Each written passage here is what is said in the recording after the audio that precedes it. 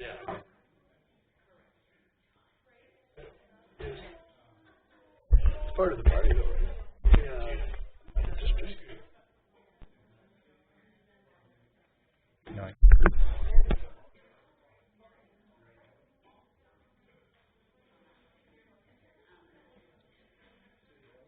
Sir, I believe in you.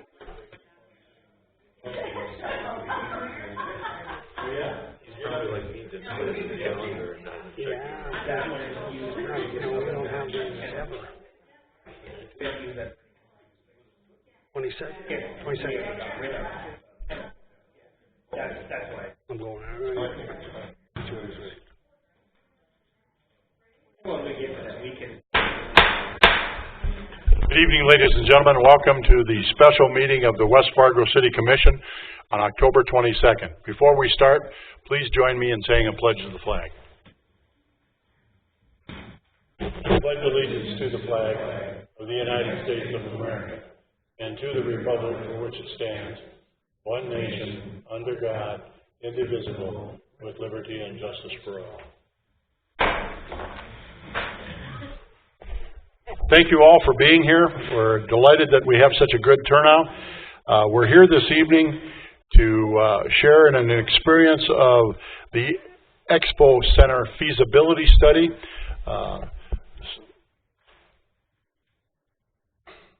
Stone Planning, Mr. David Stone, the principal, is with us this evening.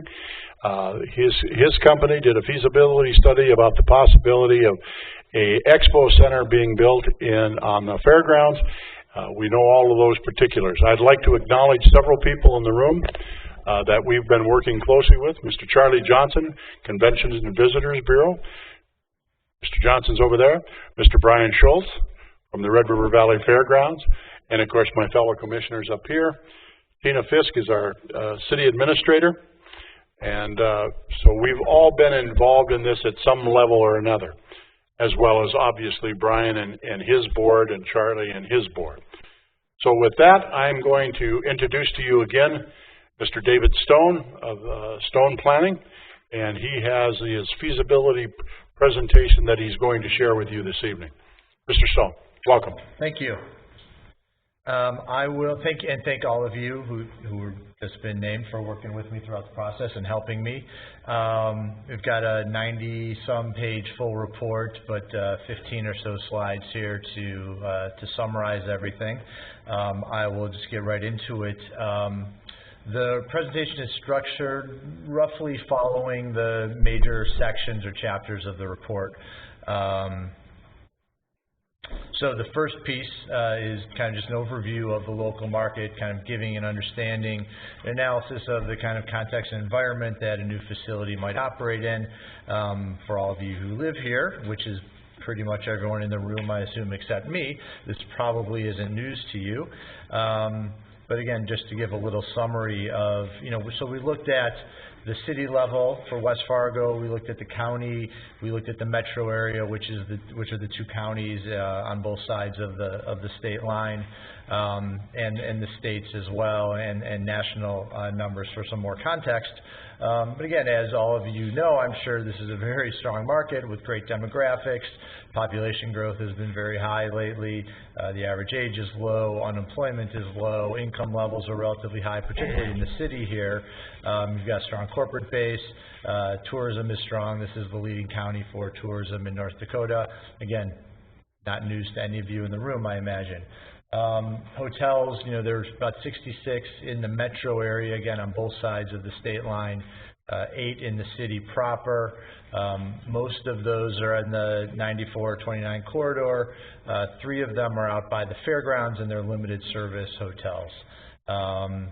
In the last 4 or 5 years or so, about, I believe I have these numbers right, about 350, and Charlie maybe correct me if I'm wrong, if anything sounds wrong to you, but in the last 4 or 5 years, about 350 or so rooms have been added, and you have a total of about 5,500 rooms, I believe, in the metro area, 5,700 in the metro area.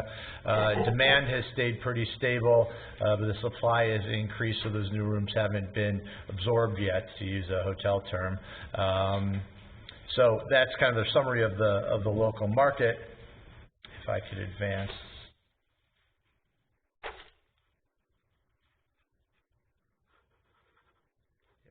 went to this one. Oh, there we go. So this next section looks at kind of the competitive environment for facilities in the local area. First, just a quick minute on the fairgrounds itself. That would be the site of this facility, and it would be used heavily by fairgrounds related events, of course. And again, this is probably not news to anyone in the room. I'm sure you're all familiar with and probably spent some time at the fairgrounds. A lot of smaller buildings. Most of them are not heated. Some of them are outdoors. Most of them can't be used year-round. The biggest buildings are the Hardall at about 10,000 square feet, and Challenger Pavilion almost 19,000 square feet. The complex has done anywhere from 75 to about 110 events per year in recent years. A wide range of events, obviously including the fair itself and Big Iron, and other community, social, animal-based fairgrounds, equestrian-type-based events. And rental revenues have been going up to about $240,000 a year. Looking in the kind of immediate area at facilities that could potentially be competitive to a new facility. Obviously, we don't want to compete any more than we have to. We want to find something that would complement or kind of fill a niche that isn't being served right now. The major facilities, I'll start kind of going from left to right on this slide. Fargo Dome, which is kind of a combination stadium and arena.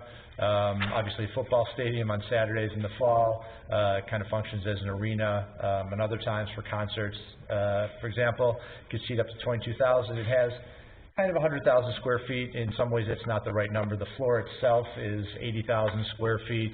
It has 20,000 square feet of concourse space. It's got about 14,000 square feet of meeting rooms. But a very different facility than what we're talking about here. It's primarily a sports and entertainment venue, but it does do lots of smaller meetings throughout the year, and is considering an expansion that would add maybe 45,000 square feet of kind of meeting ballroom space to the venue. The Civic Center in downtown Hartford, a much smaller venue, no more than 2,500 seating. It's got a 10,000 square foot floor and 6,000 square feet of meeting space downstairs. Again, a very different facility. Its attendance has gone down from over 100,000 to less than 40,000 in recent years. And again, as I'm sure you all are aware, the talk has been that this could convert into a kind of a proper performing arts venue.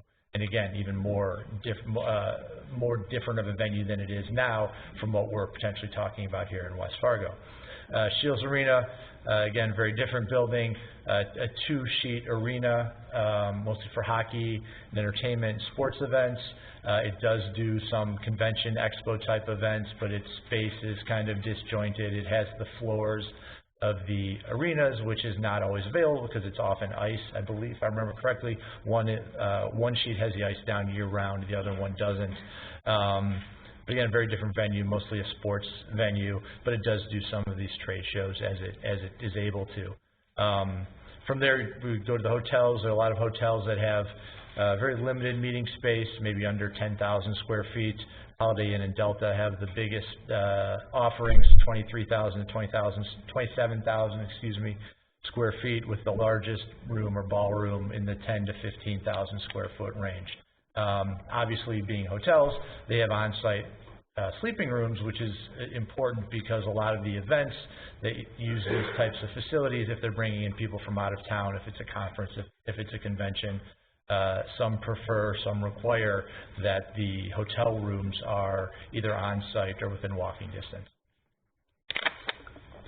We also looked at, and I don't have a slide for this, but we looked at the facilities that could be competitive with this type of venue from throughout the region. So in the Dakotas and Minnesota, for the most part, it's the Bismarcks, it's the Minots, Sioux Falls, Brookings, those kinds of facilities, then in their own ways could be competitive to a new facility here. They host a lot of kind of statewide, local, regional conferences, conventions, et cetera. So along those lines, we talked to wide range of stakeholders locally, at other facilities in the industry. The top half of this slide, which I would consider part of the stakeholder outreach, but is part of Charlie and the CVB's Lost Business Report, which basically identifies events that they haven't been able to bring to the market for various reasons. What we found from that is that a lot of events have outgrown and have had to move on to bigger venues in other markets. Other events are outgrowing the local facilities. Other events can't get into local facilities either because they can't get the dates they want. For example, the Fargo Dome, we heard a lot, is often unavailable, particularly this time of year because football is its priority, or they don't have the right types of spaces within the venue, for example, breakout meeting rooms. What we've seen from a lot of these events that can't and could potentially come here, they typically have 1,000 or fewer attendees and need less than 50,000 square feet, which is kind of confirmed by another study that was done for the Fargo Dome expansion in the last few years. It was updated. I think it was originally done in about 2014, updated a few years later. Kind of surveying the same type of market for events, and they found similar results, and that most of the events that would come here are under 50,000 square feet, and of those, most of them are actually under 25,000 square feet. So what else we found from talking to these other stakeholders? Certainly, we heard loud and clear that there is a need for additional event space in the market. Like I said before, these other facilities, sometimes they kind of do things they're not necessarily built for. For example, conventions going into Shields or the Fargo Dome, or they don't have they're not the right size, or they don't have the right types of spaces within the venue. For example, breakout meeting rooms. We've seen that the fair itself and Big Iron are limited at the fairgrounds. Like I said, the Fargo Dome study, the survey that was done of, I believe, regional associations and other businesses that could have events here, found that most of the events that could come here, and there certainly was interest in bringing events here, but they don't necessarily have an outlet because of these facility issues. Most of them under, again, 50,000 square feet or 1,000 people. Like I said a minute ago, a lot of these events either require or strongly prefer having hotel rooms on site or within walking distance, which is, at least today, would be a negative against the fairgrounds, but that doesn't mean a hotel couldn't be built there eventually. And the fairgrounds, also because it's kind of removed, again, today, without a lot of complementary development around it, as compared to, say, a downtown destination that has restaurants, hotels, et cetera, kind of a potential negative mark against the fairgrounds. But we think that there are certainly plenty of events that are, A, don't require hotel rooms on site, and B, are well suited for a fairgrounds location. Other events told us that, yes, they don't necessarily need the hotel rooms on site, they just need good affordable rooms within driving distance in town, and they're okay with that. And some of these events are, like I said, better suited for a fairgrounds. Maybe they have an ag orientation or a heavy machinery kind of orientation where they either are not appropriate or maybe couldn't fit in, say, a hotel's space, even though they have the sleeping rooms on site. Some other things that can't necessarily be addressed by a facility in offering the right size or type of rooms or square footage, but what we heard from some meeting planners is that the weather here could be a negative. Obviously that applies to the broader region, but some events are just looking for a better climate. The fly-in access, at least what you have today, will also limit your ability to get in larger events past a certain point because the air service is relatively limited here. And another thing we heard is that the attendees for a lot of these events, or let me put it the other way, the Fargo market in general, including West Fargo, is a little bit removed from a lot of the where a lot of the attendees of these kind of statewide and regional events live, and it's a bigger haul for them to get here than it is to some other markets in the region.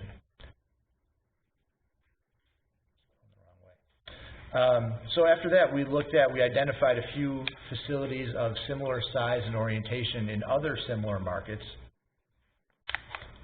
to see how they operate, excuse me, kind of what lessons can be learned from them, what that might mean for a West Fargo facility. So we looked at these three venues. The first one is the Swiftel Center down in Brookings. It is a very multi-purpose facility. It's a standalone venue in that it's not part of, say, a fairgrounds complex. It has a 30,000 square foot floor plus another about 15,000 square feet of complementary meeting space throughout the venue and can seat up to 6,500 people.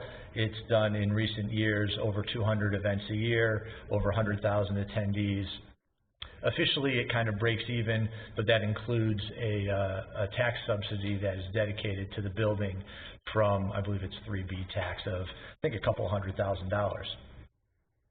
The middle one is the Island Grove Event Center outside of Denver in Greeley, Colorado. It is part of a fairgrounds complex. Its kind of main hall is almost 60,000 square feet with another 21,000 square feet of meeting space. It can seat up to 5,000 or accommodate up to 5,000 people at a time, and it does about 50 events a year. The third one is under construction and will open next year outside of Portland in Hillsboro, Oregon, and Washington County Fairgrounds, so it's part of a fairgrounds complex. It will have about a 40,000 square foot main hall and about 10,000 square feet of meeting space. It's projected to break even after a ramp-up period and eventually make a few $100,000 a year. So obviously there's a lot more detail about all three of these facilities in the full report, but I think there's a lot of relevant information between the facilities themselves and the markets they're in that make them relevant to West Fargo.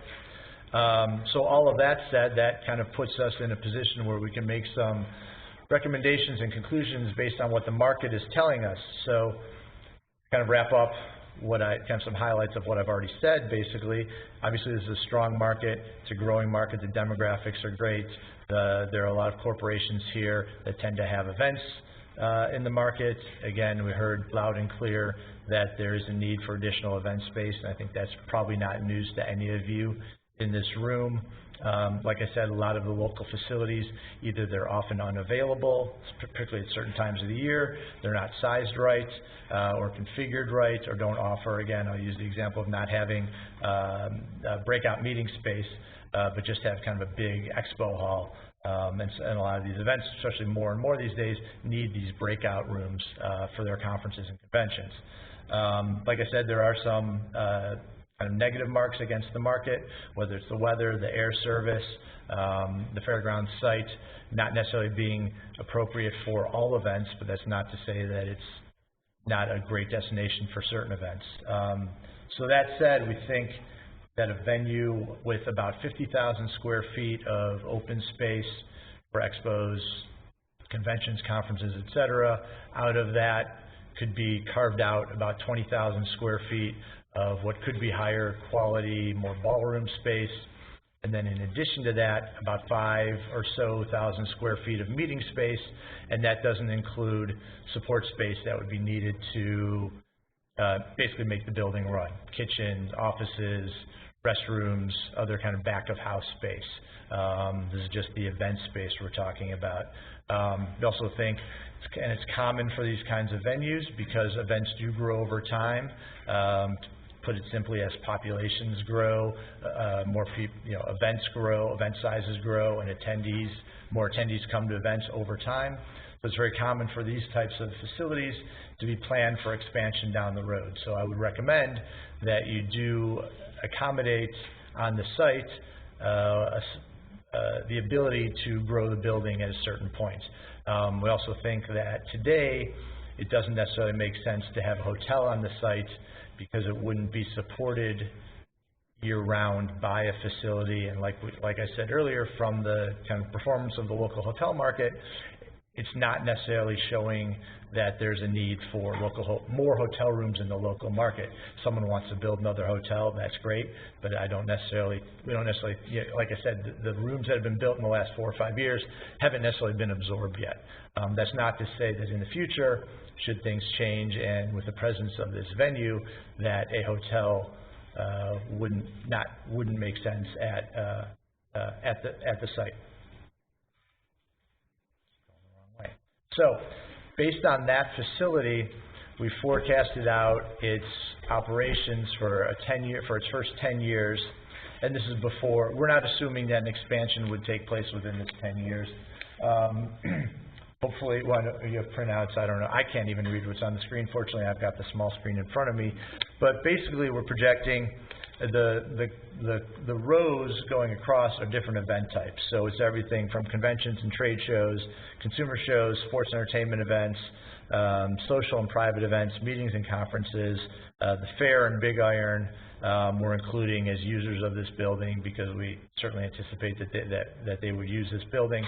We're projecting about 100 to 115 events per year. The main uses of this building I would anticipate being these kind of social and private events, meetings, conferences, and conventions and expos. The second table at the bottom is the total attendance for each of these event types, with the total attendance combined for all events ranging from about 90,000 to 110,000 per year. If you could see at the bottom of the second table, I've got a line for the fair and Big Iron. Technically, I'm not including any additional attendance from these events. Sure, it's possible that a new building could lead to some additional attendance growth from those events, but we're basically just counting on using this building for additional exhibit space for vendors for those two events and not necessarily counting on increased attendance. So based on that, and again, if you're looking at the screens here, it's clearly way too small to read, but we've projected out the revenues and expenses for the building, operational revenues and expenses for the building for this 10-year period. Bottom line is we're expecting a kind of a ramp-up period of a few years to get to break even, after which there could be a small operating profit. But you're in the 10-year period, you're roughly close to a break even every year. Again, starting with a small deficit, getting to essentially a break even, and then ramping up to a small operating profit. And in the full report, it has all of the major assumptions we're making on all of these line items, from rent levels to staffing levels, and all of the other details. So the last thing we did was an economic impact analysis from the operations and construction of a facility. So, and in a nutshell, the economic and fiscal impacts from the building's operations would be every year. So people come to town, people who use the building who live here, they're not considered as part of the economic impacts. Technically, it's people who come from outside of, in this case, the metro area, come to town for the building, maybe stay overnight, spend money, have a meal, rent a car, etc. That's the spending that's counted as the economic impacts. This would recur on an annual basis, but would change based on the actual usage of the building in any year. This is for that kind of stabilized year, which I believe is the fourth year of our projections. So we're saying about a little over $5 million in new spending, which would support over 40 jobs and over $2 million in earnings associated with those jobs for local residents. It would result in about 13,000 room nights. Again, all the assumptions we have about where people are coming from, how long they're staying, how many people per room, all of that details in the report. And we also, based on this new spending, the sales taxes, the hotel taxes, the income taxes, that would result in a little over $200,000 in new tax revenues to various levels of government. And that's at the city level, the county level, the state level, and entities like the CVB that directly capture taxes. So that's the operational impacts.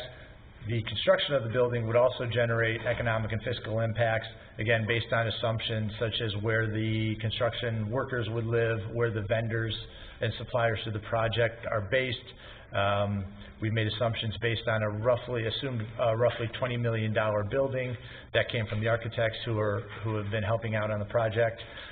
So as you see here, about $8 million in labor spending that would be captured by local residents, about $21 million in sales to local firms, roughly 200 jobs, and about $200,000 in taxes, and that's sales taxes from the FF&E in the project, and business and corporate, business and individual taxes from the workers and vendors to the project. That was the last slide. With that, I'm happy to take any questions. Thank you, David. First, I'd ask commissioners, any questions? This is, we're hoping this up to the public as well, Mr. Stone. So if you have a specific question, we'd invite you to come to the microphone so everybody can hear and question, and Mr. Stone or West Fargo City Commission, Mr. Johnson or Mr. Schultz will try and address them as best we can. We might call on some of the West Fargo finance people too. If you have any specific questions, we'd welcome you to come on up and ask a question.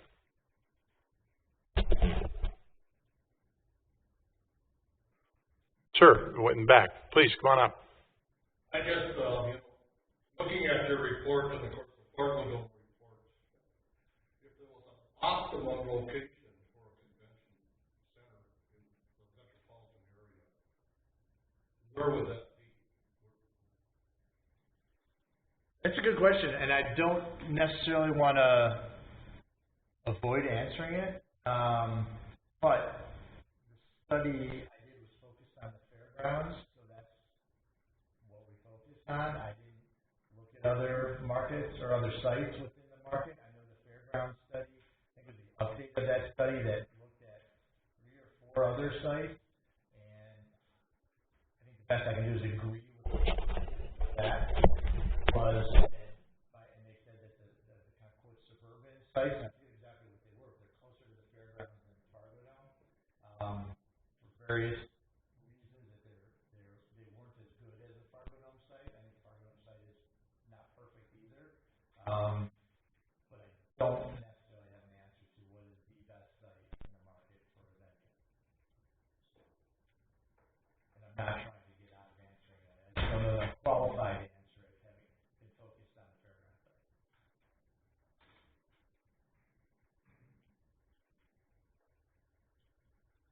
Mr. Johnson, would you like to take a stab at that one?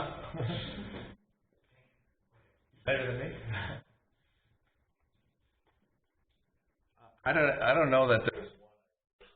Charlie Johnson, I'm the president of the Convention and Visitors Bureau in Fargo, Moorhead, and West Fargo.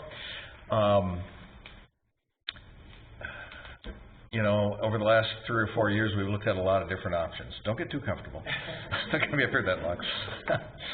We've looked at a lot of different options. Obviously, there are pros and cons to every site that we've looked at around the community. The Fargo Dome keeps coming up because they have, you know, if you build additional space at the Fargo Dome, then you already can take advantage of the space that's already there. There's another possibility raised of adding some space to one of the local convention hotels. That would also have some possibilities. You know, people talked about putting it in downtown Fargo, which, you know, answers the walkability questions that aren't obviously addressed in this particular site. I don't know that there's a particularly good spot in downtown Fargo for something like this, so I think there's more likely going to be a performing arts center in downtown Fargo than a convention center. And I also think you have to look at all the political will and the financial capabilities in all these different places. So, you know, is the fairgrounds the ideal spot for a standalone convention center? Probably not, as David has pointed out. It doesn't have the amenities around it that you would expect in that kind of thing. But is it feasible to have a facility like this at the fairgrounds that can work as an expo center, but can also house meetings when we need it to? I think we would definitely put things into this center, especially if nothing more happens elsewhere in the community in any early time in the future. So I think still a lot of moving parts in this. I'm at the stage of my efforts in this community to get more meeting space where the first good thing that comes along, we'll use. And if something else comes along, we'll use that too. I think there's room for a couple different options in the community for different kinds of space. I'm trying not to dance around it. I want to be as honest with you as I can. If you decide to build this, that wouldn't stop me from supporting the idea of adding 40,000 square feet at the Fargo Dome or somewhere else. I'm supremely convinced we're not going to get a standalone 150,000 square foot convention center anywhere in our metropolitan area anytime in the next 15 years. So any additional space that we can get, we will put to use, because David barely touched on the list of things we can't get now because we don't have space. Some of those things would come to a facility like this. Some of them probably would not. Just depends on the nature of their meeting. Thank you, Mr. Johnson, for that broader perspective of the metro and kind of focuses in on the question that was asked at hand. Anyone else that would like to ask a question? Share your thoughts? Again, when the feasibility study was contracted by the three entities, Convention and Visitors Bureau, the Fairgrounds, and the City of West Fargo, the intent was to focus on the Fairgrounds property physically, and then Mr. Stone, of course, with his expertise and that of Mr. Johnson. I might mention that the Convention and Visitors Bureau was very, very helpful in going back into their past records of things that they bid on, things that at the end of those discussions, we didn't have the right facilities, right meeting rooms, right availability, right transportation costs to get here to Fargo, all of those types of things. So the CVB, with a lot of the technical information or the data of our metropolitan area, was critical, and we're very, very grateful for that. So, anybody else with questions? Sure. Russ, please join us up front here at the mic, if you would.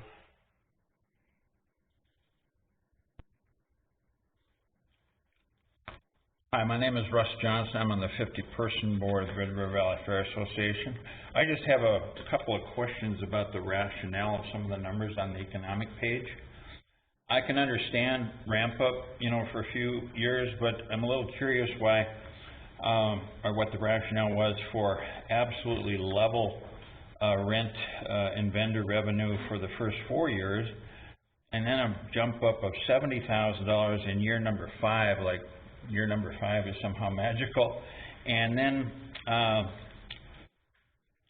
another $42,000 jump up in year 6. And in the same year that $42,000 increase, the event services and labor actually goes down by $24,000. I was just trying to see what kind of rationale there was behind those numbers.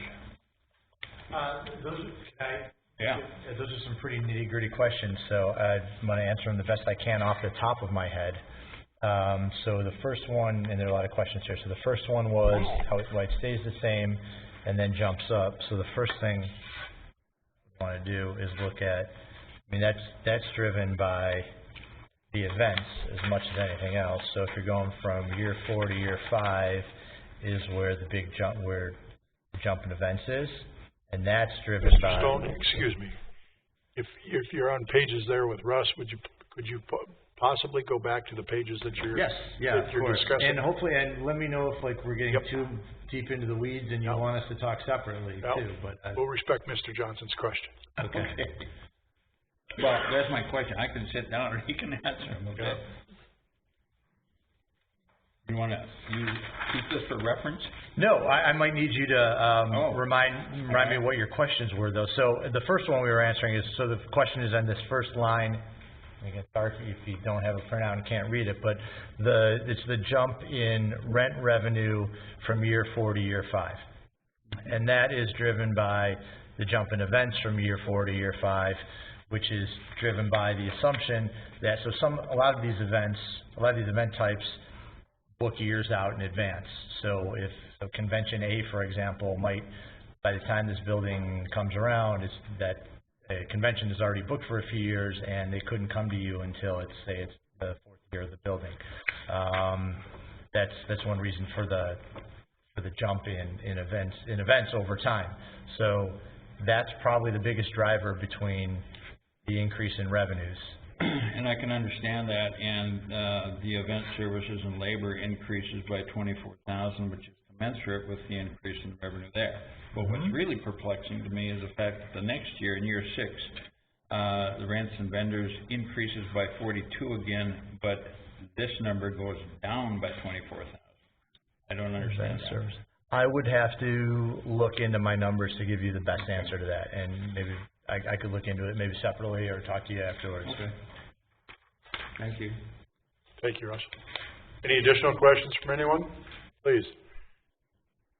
Now's the time to ask them.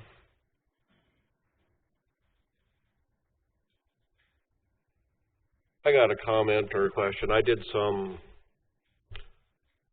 very generic GPS work at home today preparing for this, and looking at the Swiftel site down in Brookings. It takes up almost 17 plus acres of land. So is there a spot on the, that includes their parking. So on the fairgrounds, is there something that could be built without disrupting the rest of the buildings that are there, or would there have to be a new configuration or anything like that? I defer to your help on this, but I know the site has been identified and had some buildings dropped down and with renderings. So. Brian Schultz, Red River Valley Fair. The area that we're looking at is up in the northern end of the grounds, just to the west of Bonanzaville. Currently we have 2 older buildings that are up there, and that is the site that we've looked at, and then parking would be over to the west of that. So there's plenty of grounds up in that area. Okay. And that keeps everything kind of in one particular area instead of trying to put it in a different part where you couldn't use it during events during the fair and Big Iron. Thank you. Thank you, Mr. Schultz. Anyone else?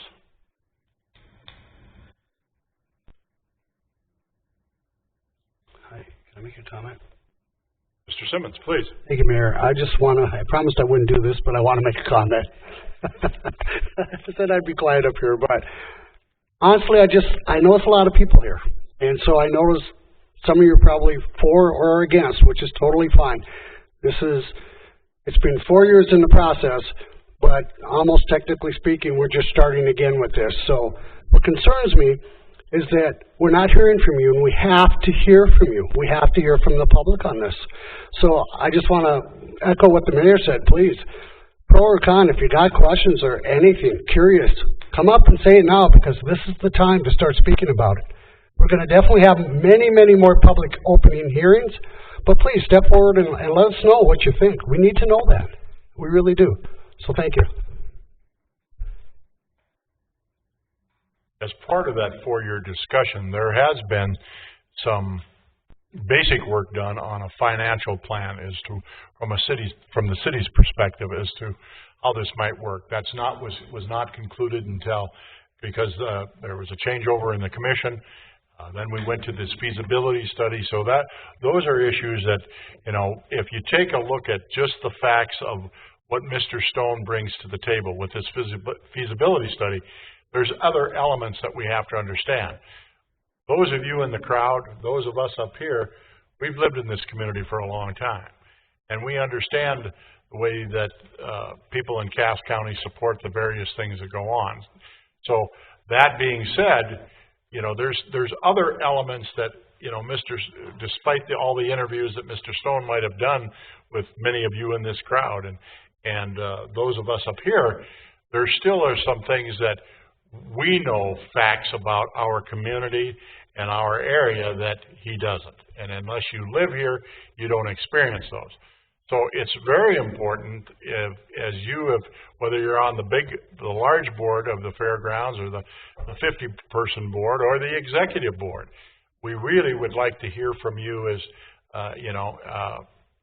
your thoughts on this. Now, again, there's not a lot of financial information in here other than what the tax revenues are.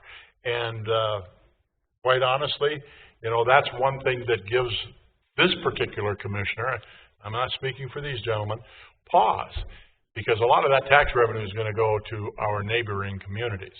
So then what's the return to the city of West Fargo if we're not, getting that tax return? So there's a lot of questions that are still out there, and I look forward to Mrs. Fisk and Mr. Larson from our finance side of things as we move forward on this, as we have those discussions as to what feasibly would work.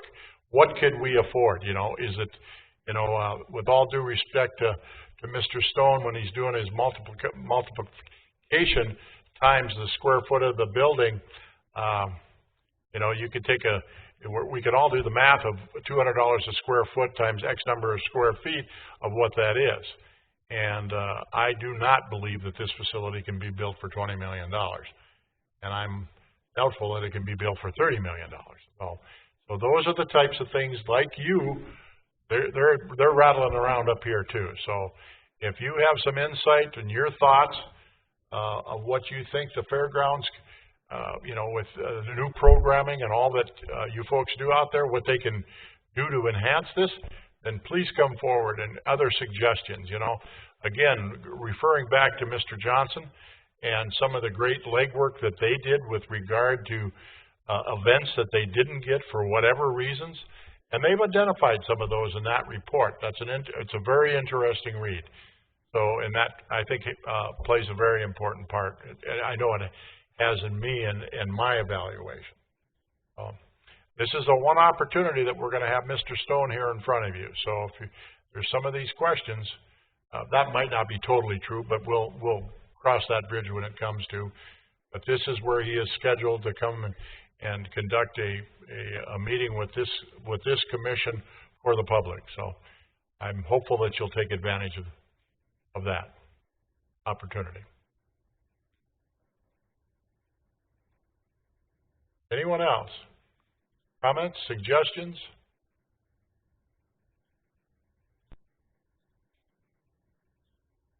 Sir.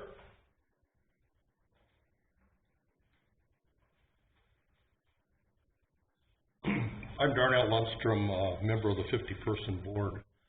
I think one of my concerns, at least from the River Valley Fair standpoint, is what's the financial impact on the fair?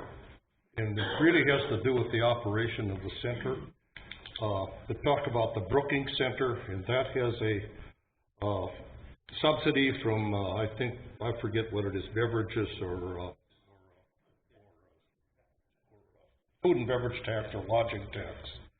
This Greeley, Colorado enterprise also has that kind of income coming in.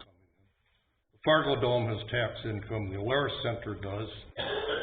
Bismarck Civic Center certainly does. I mean, they're very well supported. Minot is kind of unique because it's the fairgrounds and there's facilities there that are supported by the state and so forth. And my question would be, if the River Valley Fair and this facility doesn't have some outside support on a continuous basis, whether it can truly work out fiscally for the fair. I mean, that's a concern that I have and have expressed. It's a great point.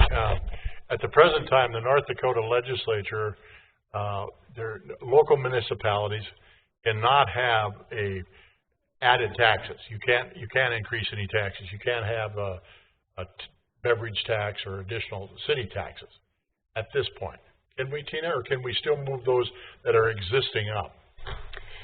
Excuse me, I believe the clarification, I know what you're talking about, Bernie, it's not like sales tax or food and beverage tax that we can't add. What we can't add are new fees. So we can't create like a street utility fee or a stormwater, there's certain fees we cannot create until the legislature allows us. For the Expo Center could not be added at this time. You could add a food and beverage tax if you so chose. And if this were to happen, I don't know what it generates because I haven't asked Brian because we didn't get into the deep financial part. But you have to consider that anything that goes on there, anything that's sold in the area that will come into city limits a city sales tax would apply, which is 2% for sure off the top. So just something to note amongst the, not only that, but the activity and the revenue from other things that are built. But I won't get into the financial dealings that we talked about earlier, but unless you want me to, so thank you. Additional comments?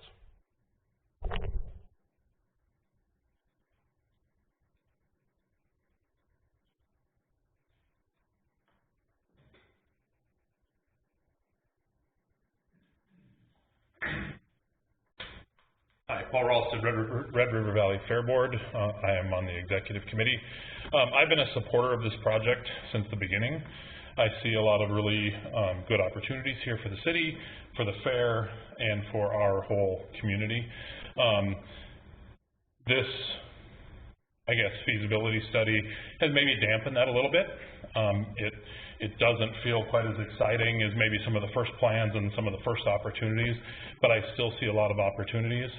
I probably don't share as many concerns as Darnell about the ability for this facility to generate enough revenue to operate at a profit once you get a certain number of years in without that external support. I've been doing conference and event services here in higher education for close to 20 years off and on. I know there's opportunities.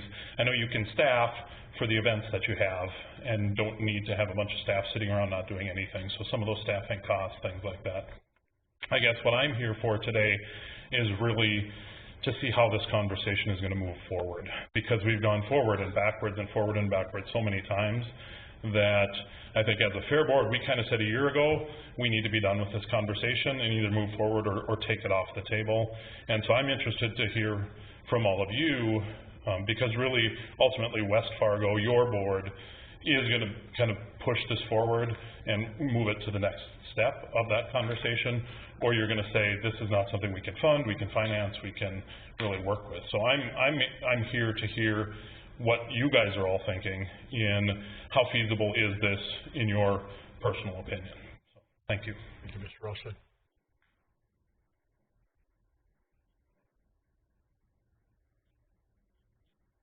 Can I say something again? Please, absolutely. You knew it wasn't going to work, right, Tina? It was self-imposed by you. Yeah, it was self-imposed, but I have to answer this question. I think, obviously, Brian knows, and hopefully you know, I've been a supporter from the very beginning, 4 years ago, and I'll still continue to support it. Having said that, we do need to make sure that the finances are in order, and that's the one key. You know, we really haven't gone over that much, and I'll give you a little example, I guess, of why we're here today, because sometimes the commission gets put in a conundrum. We give out too much information, or we don't give enough. And tonight would be an example. We probably don't give enough, but people want to hear it early. They want to wait till the end. So we're trying to do this in an organized fashion where we give you as much knowledge as we can, also acknowledging that we don't have everything in line yet.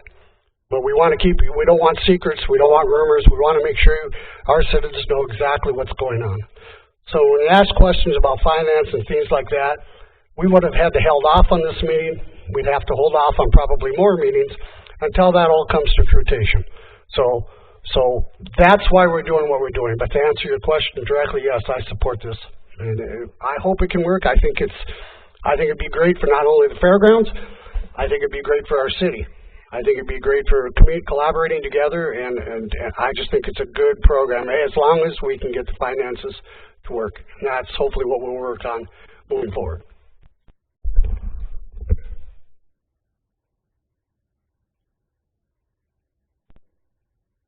Yes, I got a legal question. Hey, Mr. Olson, Sarah's here. Can the city go into a partnership with such an entity? And the facility would be located in non-city land. You know, it's outside of our city limits. I just want to know, can that be done? Well, yeah, can we go into partnership and that we do decide to build this expo? Can we legally do that if it's not within our city boundaries? Brad, I can answer part of this, and then she can answer it in the true legal sense. The whole premise of all this was that if the city was going to be involved, with anything to do with the convention center, that entire area would be annexed into the city limits first. We would have the agreements in place, and we have a number of agreements that we already started working on, legal agreements, ordinances, financial package, all kinds of different things that we just kind of put on the shelf when we got just about a whole new commission, and we weren't sure where to go from there. So that would solve that issue. The other issues are just things like ordinances, because right now we would have to create an ordinance for fairs to allow for like livestock and certain things like that and the noise. There's a number of things, and we have a checklist, and we had put a lot of work into it beforehand, and we can take that out and dust that off if the commission decides to move forward to the next step. But for right now, we've just kind of packaged it up, and I bet it's sitting there. But those questions have been asked, and a lot of very different financing options have come forward. We've thought about a lot of different creative things, but it all hinges on if we want to take the next step, which I think I would ask Mr. Stone, what would be our next step? Let's say the commission and the fair board said, okay, we're ready, what's our next step?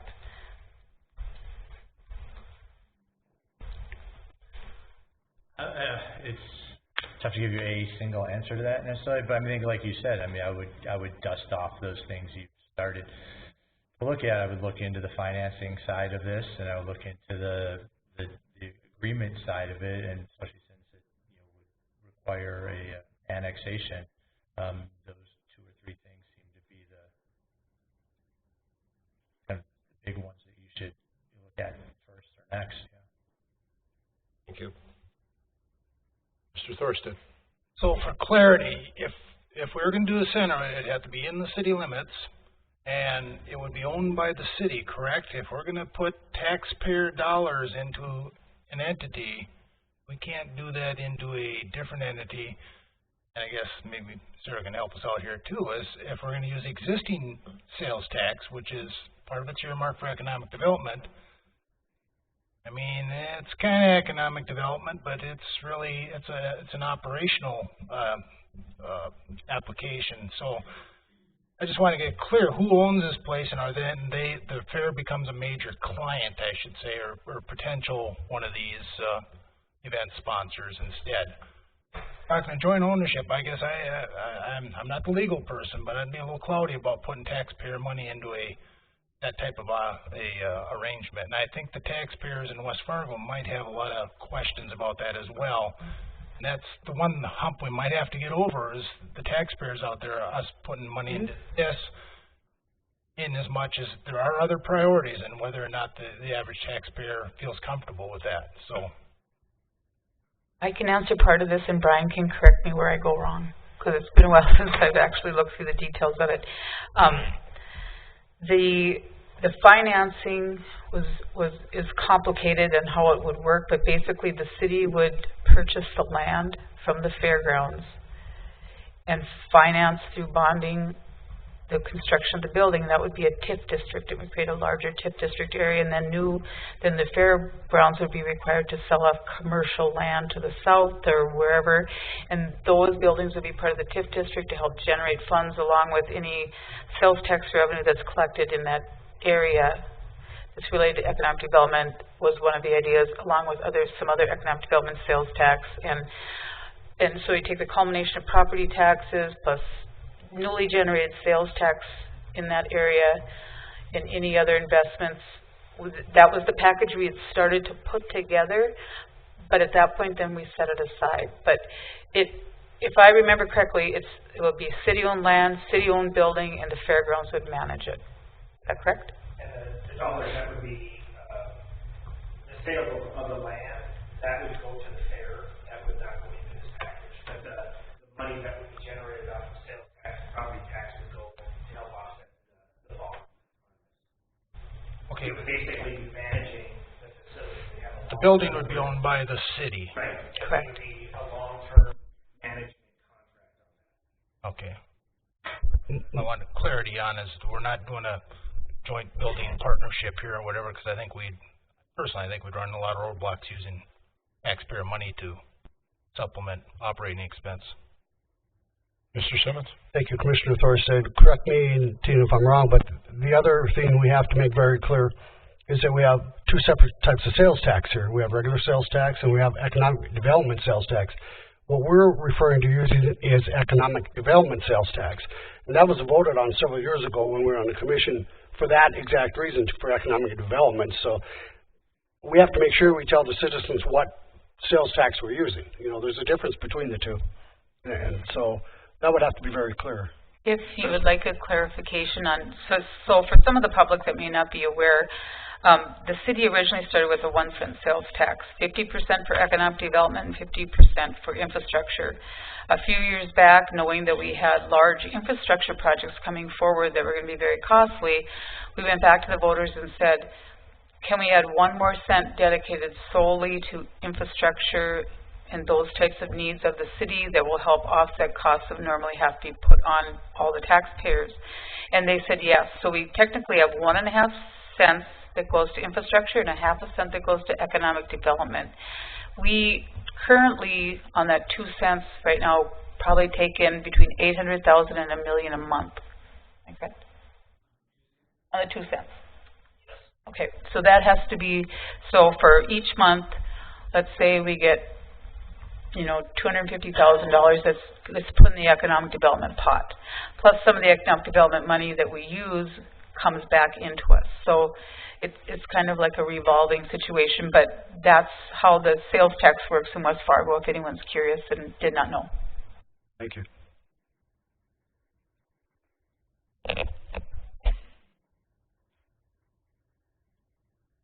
Anyone else like to make comment?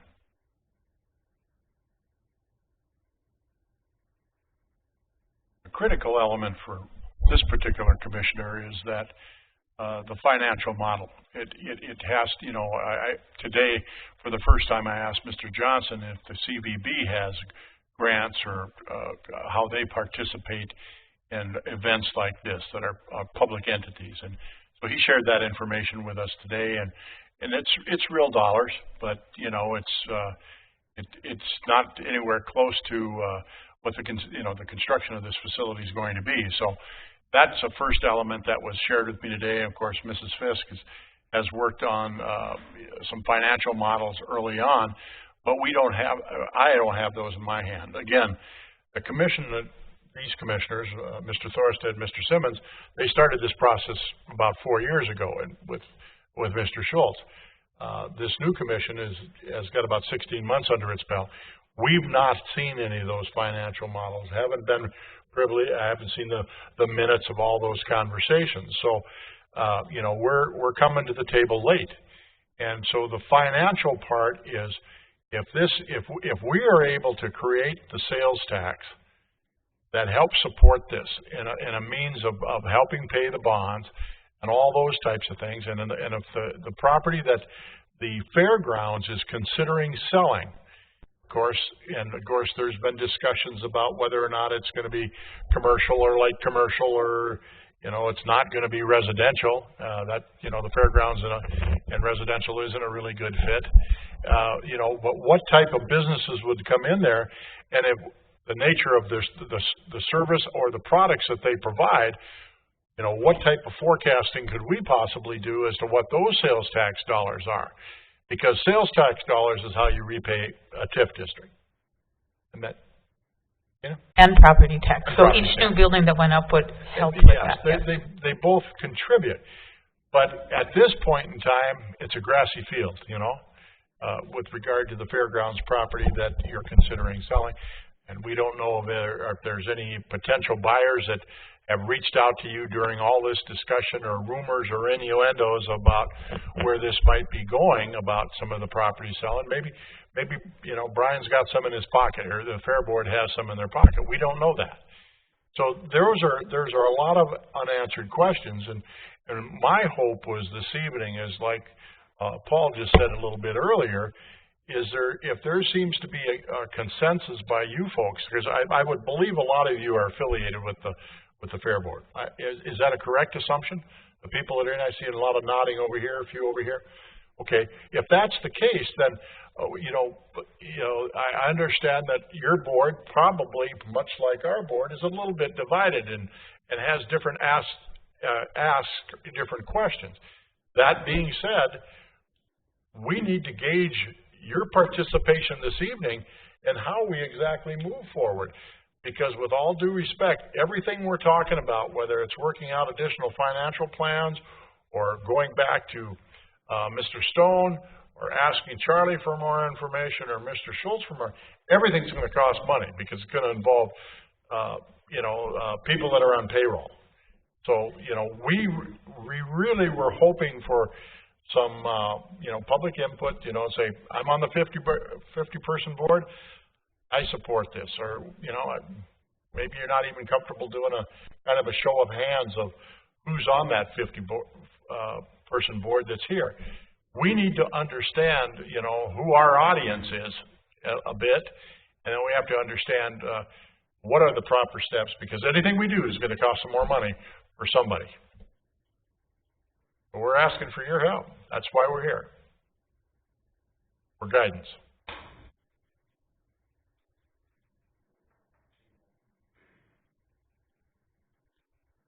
Good evening. Good evening. Eric Ramstead. I'm a member of the Red River Valley Fair Executive Committee, and I was in some of these early discussions when I was president at that point in time. I can say with some assurity that there is a definite split on the fair board and in total as to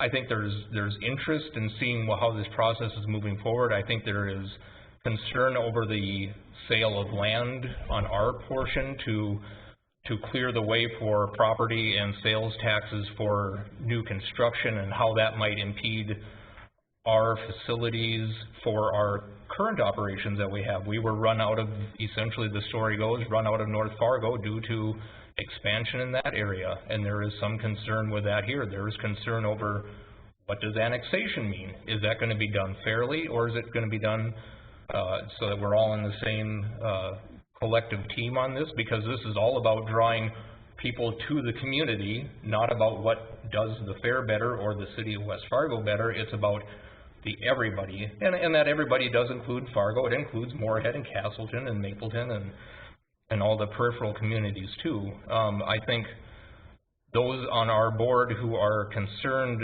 specifically, and I will say this, I was a front-end supporter of this. I'm still a supporter. I have more concerns today sitting here than I did maybe a few years ago. Some of that Paul spoke to a little bit with that level of excitement of something new and grand coming, and then the wet, cold reality comes and you kind of tone everything down a little bit. But I think if the finances are done right, and if we can show the city and show our board members that this is a legitimate project and that we will not go, that the fair will not go out of business because we made a decision like this, then I think we have a path forward. If we can't come to some early agreements and discussions at a high level without getting too deep into the weeds and say, this is where we know we can make some of these commitments of thoughts and be in partnership versus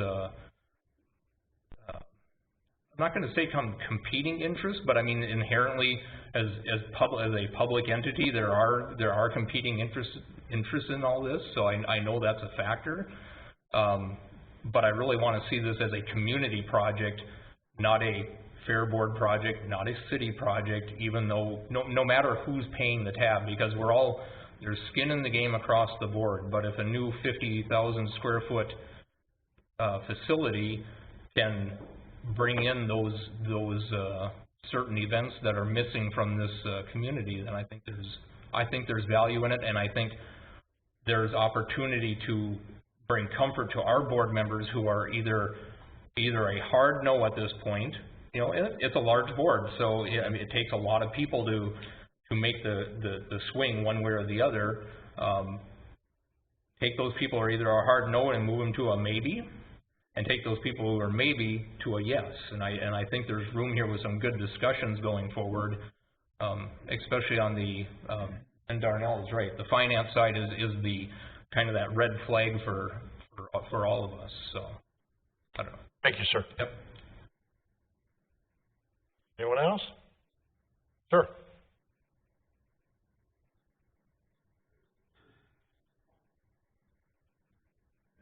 Good evening, welcome. I'm Vern Hoffman. I'm on the executive committee of the Fair Board, actually president at the current time. And I'm in favor of trying to build something like this, but I guess are we getting to the point where we need to come up with some fairly certain dollars to build a facility like this? Like I think you mentioned, can we do it for 30 million, or can we do it for 30 million? Do we need to get some fairly hard numbers on those things, and or are we at that point yet? I agree with what you're saying. In my mind, that's part of what I meant by kind of getting a better sense of the finances, not only where the money would be coming from, but how much money you need, what it's going to cost, basically. Right. So that's part of what I was talking about. And I guess I'm wondering, is the city commission here to the point where we should be getting some fairly hard numbers on something like that? Like you say, we've been working on this for 4 years already and talking about it. And I know we have some differences of opinion on the Fair Board. But I don't know if we can get approval of enough members of the Fair Board to go along with something like this. I have no idea on that. I know I've talked to some people that are for it. Well, and you heard Eric talk about that, and Paul. And I guess I would say that I was more in favor of it a few months ago than probably I'm now, because well, we're getting down to hard dollars now. Mm-hmm. And I think that's something we need to look at. Thank you, sir. Thank you very much. Mrs. Fisk? As we had discussed, Jim Larson, our finance director, he's going to be a great asset in trying to figure out the cash flow, if this is a possible thing to cash flow, whether it's through TIF district, sales tax dollars that come in, whatever.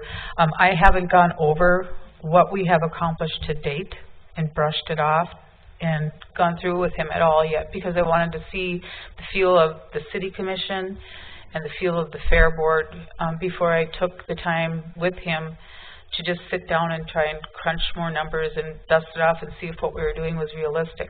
As far as the zoning aspect, there's been a lot of time and money put into preparation of all these documents. They're just sitting there, they're ready. We understand the purpose of trying to keep the fair viable and alive, and the importance that it has to not only Cass County, but particularly to the city of West Fargo. There's a lot of pride there for having a fair that is so strong and survives and does so well.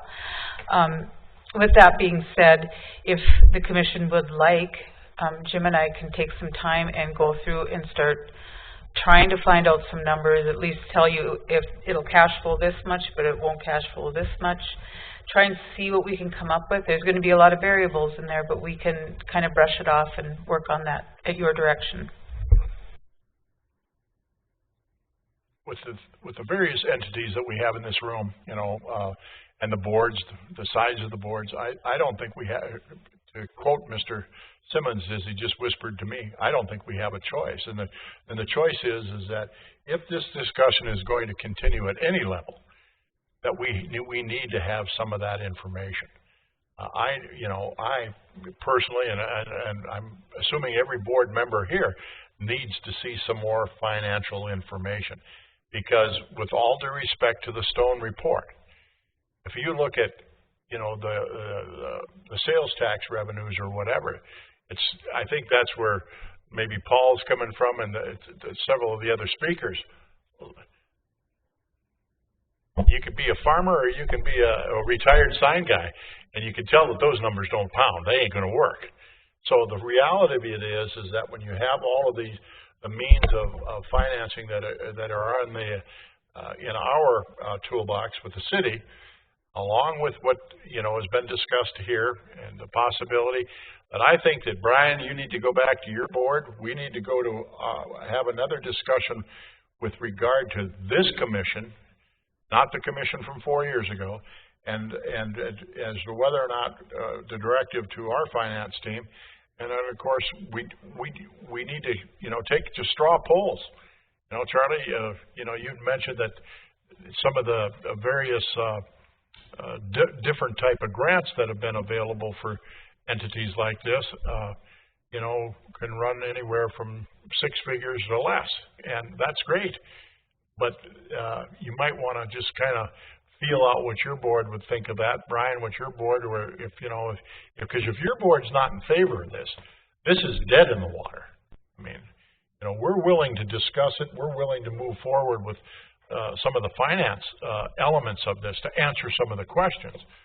But honestly, you guys you own the dirt, so if your board is not receptive to moving forward, just tell us. And I don't know when your next board meeting is, but I'm certainly willing as a commissioner, and I can't speak for anybody else up here, but I think we have to do some more financial, regardless of how in depth it is.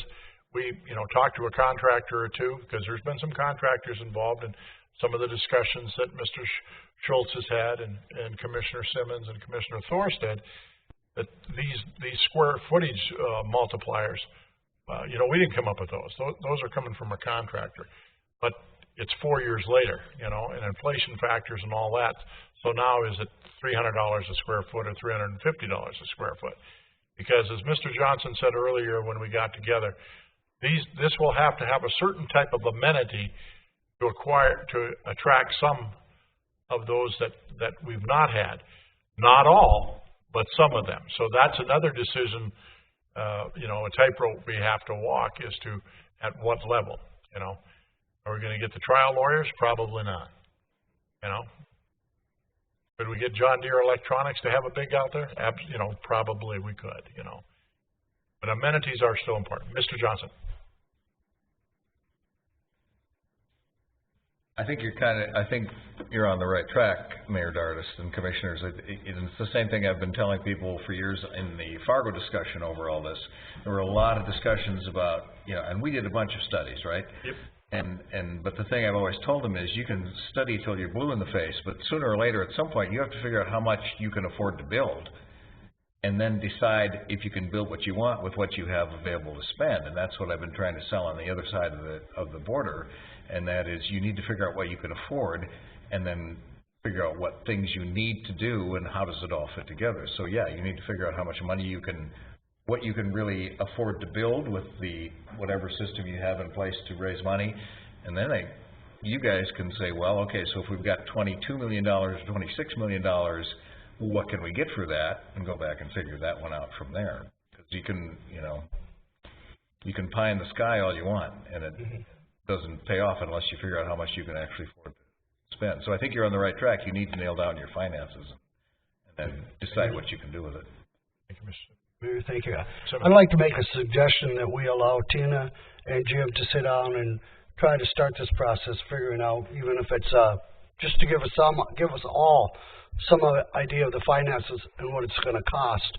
The one thing I would suggest, or like to suggest, is that we put some type of timeline on it, though, because, again, we can't keep dragging the fair on forever and ever. So if we could do this in a, expedited manner. Brian, please, by all means, stand up. I was just going to say, we can start that discussion with the finance side, but I think we need to take it back to our board, start the discussion. If, at our November meeting, we bring it up and we say, is this even a viable thing for us any longer? Taking that straw poll that we're talking about, and at that point in time, if there's too many red flags, even with the financing, if that would be available within the next month, I think then we just have to put a time frame together, putting some kind of a committee together at that point in time, and then starting to look at the future of it. I agree with you, Commissioner. We can't let this drag out any longer. No. It's either going to move forward or it's going to have to die, and we're going to have to move on to something else. Could you give us a brief synopsis of how far you had taken some of your analysis on the finances prior to? without having looked at it in a while, we had taken it, we had gotten pretty detailed, and I think Brian would agree with me. We had figured out building costs, what a TIF could generate, what a TIF could handle at that time, based on sales and buildings and things like that, based on sales tax revenues. We also went into, in the management of it, how the financing would work, how the you know, who would manage it would be the fairgrounds, but then what happens in the first years when there's a loss? There's a pool of money that's set aside here, and this is who has to set the pool of money aside. This is who has control over it. We've gotten extremely detailed on that. I haven't read it recently. I pulled it out and just kind of looked at it and thought I'd wait till today and find out if I needed to wrap my head around it again. But as far as the building itself, I think it would just take calling a few people who build these types of structures again and just confirming costs, and then having Jim and I sit down and go backwards with it to see where it could take us. I don't think it would be overly time consuming just to get a high view of it. Am I wrong? Yeah. Well, is it, you know, it's October 22nd today. Ryan, when is your November meeting? Is there any possibility that high level, in general terms, that might be that Brian could have it in 19th? It's almost a month. But, you know, a question I would have is we can't fully understand the revenue side of this unless we know very precisely what amount of land would actually be sold off. I think Brian does know that. That would finance that. I think so, I mean, TIF district, at least from what I remember, counted on a lot of property coming into the city, create a commercial. well, it's not just the property coming into the city; it has to be sold off because right. Yeah, as it sits owned by the fairgrounds, it would be tax exempt. You know, Brian, do you recall how many acres we were talking? I don't want to guess, but I think I mean, that's a really important piece to me, and obviously there has to be comfort on behalf of the fairgrounds. One of the speakers here mentioned there is consternation amongst the fair board members, at least some of them, about giving up some of that property, and that because I don't understand how the TIF district real works necessity in order for it to financially work. Without that piece of it being. They had been very clear on what they were willing to sell and what they were not willing to sell. Am I correct, Brian? And these were all estimates of acreage that were put out there initially. So, I mean, it's something that we have to look at. And just to talk a little further on the TIF district, we have gone and talked to the county commission about the TIF district. We talked to the school district. And again, this was a year and a half ago. They were both in favor of going forward with the TIF district. So some of that legwork has already been done. Ladies and gentlemen, the Director of Finance for what City of West Fargo, Jim. Thank you, President and Commissioners. I'd like to just touch base real quickly on what we're seeing, and Tina and I have had some conversation. There's risk here, and we've got two types of risk. One is the risk that you have, and that's the financial failure. In other words, it's got to work out. We don't want that. The fair doesn't want financial risk. The city does not want financial risk. There's a second risk that we got to also talk about, and I think that, Mr. Stone's report has brought that out, and that's the risk of not doing this. Because if we don't do it, somebody else will. And if this is a jewel, we want it in our community. So we got to balance those two risks. But just to talk quickly about how we could potentially go about getting some of this financial risk assessed. We will continue to grow on the costs that have already been established. We'll clarify them and make sure they're correct. So we need to build a source and use statement here. We have source of funds, we'll have use of funds. And there's two types. The first one is how to build it. We got to have capital to build it, and that'll be debt, that'll be the sale. Who knows where that's going to come from, but we got to identify it and we have to quantify it. There's the other second financial information, which Mr. Stone has already started on. That's the operational. And again, we'll have to clarify that and clean that up some. The next step we have to do, our model has to be able to stress test this. In other words, how much stress can this take? In other words, if we can't get this type of valuation in a TIF district, this is what happens. And we can take a look at that, and that will come back to the Fair Board and also to this commission to say, well, that's not realistic. We're trying to say that we're going to do a $33 million or maybe $130 million of growth in valuation. We're saying, okay, maybe we can get that, but that's a 15-year build-out. How do we cover it? So this model will also have to take a look at time value, or time of when all the sources come in and when the uses go out. As you know, in construction, the uses go out a lot faster than it comes in, and then you got to carry interest. So our models will reflect that. And working with Tina, we both have got experience in building models of this type. I think we can turn this fairly quick. And as far as I think we can definitely make the November 19th date. And we don't need to make the November 19th date. We got to make an earlier date because you need to have it, it's got to be reviewed prior to coming before public discussion. So we will understand that. So I'll be glad to, answer any questions towards what you think, or concerns you have within the financial modeling. That's what we'll be working on, is modeling. And we got to build it in a way you can question the assumptions that were used to build it. Jim? Any questions, Jim?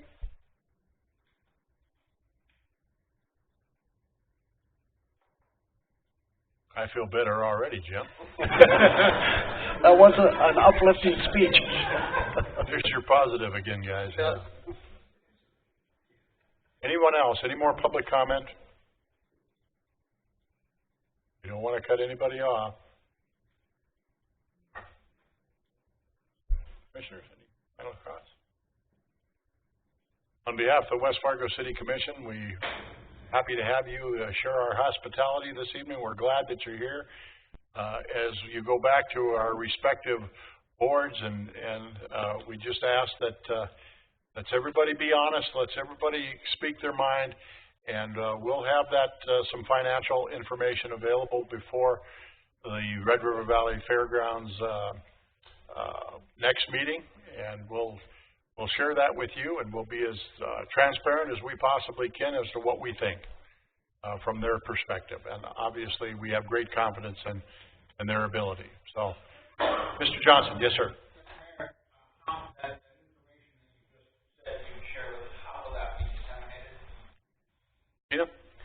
I just spoke with Jim, and we were trying to discuss a timeline to get the financial information out. What we will do is we're looking at the date of November 8th to try and have a final analysis prepared and sent out. It would be sent out to this board, and then we would send it out usually to Brian, and then Brian will disseminate it back out to everybody else. And then anybody else that asks us for that information, Charlie's board, so on and so forth. Yeah, there'll be others too that want that information. We'll send it out to them as well. That acceptable? Okay. Any additional questions? Again, we thank you for joining us this evening, and we stand adjourned. Thank you, Mr. Stone.